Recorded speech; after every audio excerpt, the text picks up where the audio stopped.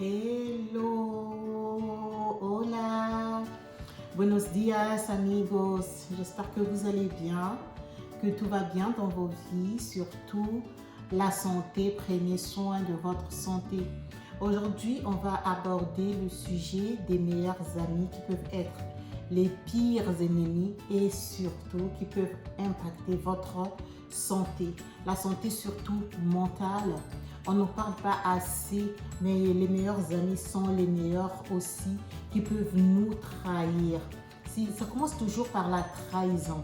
Déjà avant qu'on arrive à la trahison, à ce que les meilleurs amis peuvent faire, il faut d'abord remettre le contexte des meilleurs amis. Qu'est-ce que moi j'appelle une meilleure amie?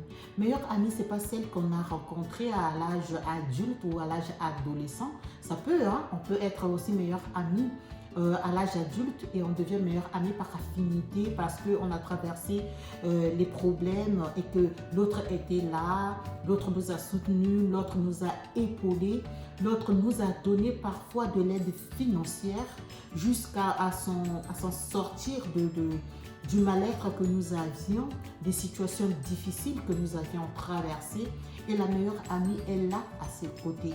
Moi je parle de meilleure amie dans ce contexte-là de la santé. Je parle du meilleur ami qu'on a eu depuis que nous étions jeunes.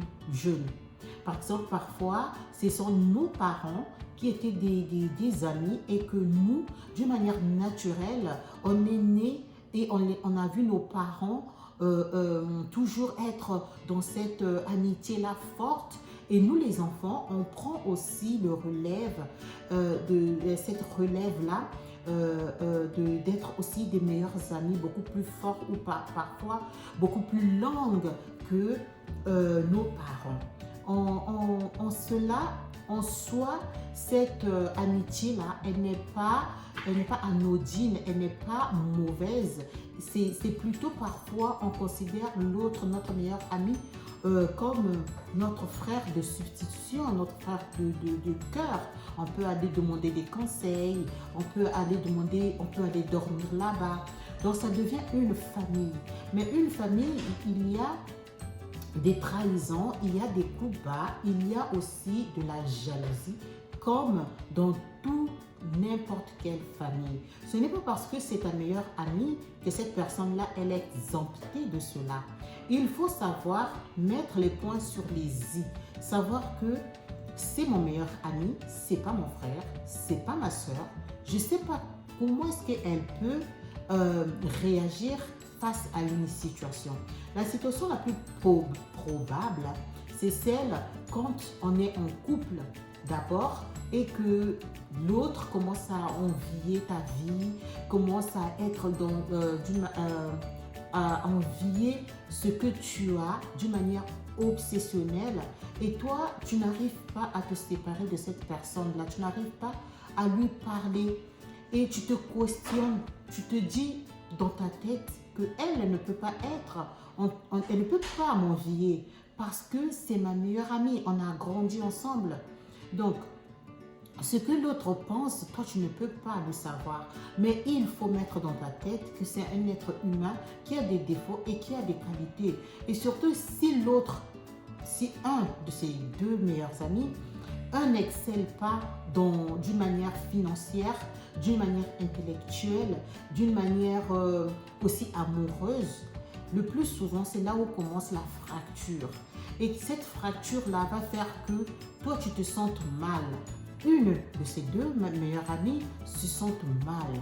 Il va se sentir mal et cette malaise-là, cette frustration-là peut s'accroître quand on ne parle pas, quand on n'expose pas, quand on ne dit pas.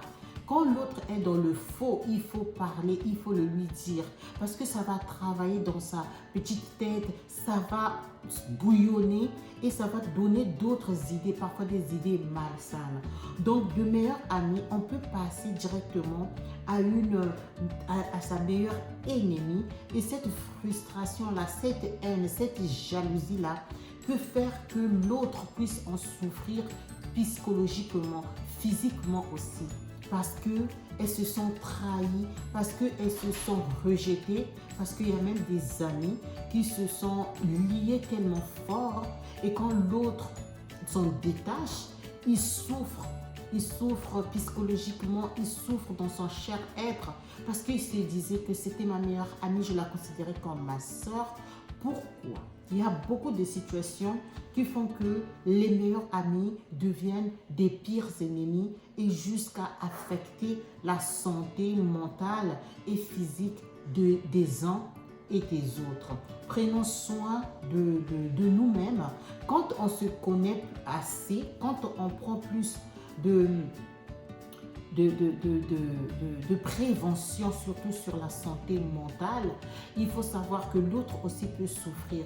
Si moi je souffre, ça veut dire que l'autre aussi peut souffrir et venir en aide va faire que les choses ne puissent pas prendre de proportions beaucoup plus grandes et cela aidera les uns et les autres à avancer en harmonie sans souffrir de la dépression, de la jalousie excessive, sans souffrir de l'ego surdimensionné jusqu'à vouloir faire du mal à l'autre parce qu'on n'accepte pas l'autre de vouloir être bien dans sa vie ou dans ses projets.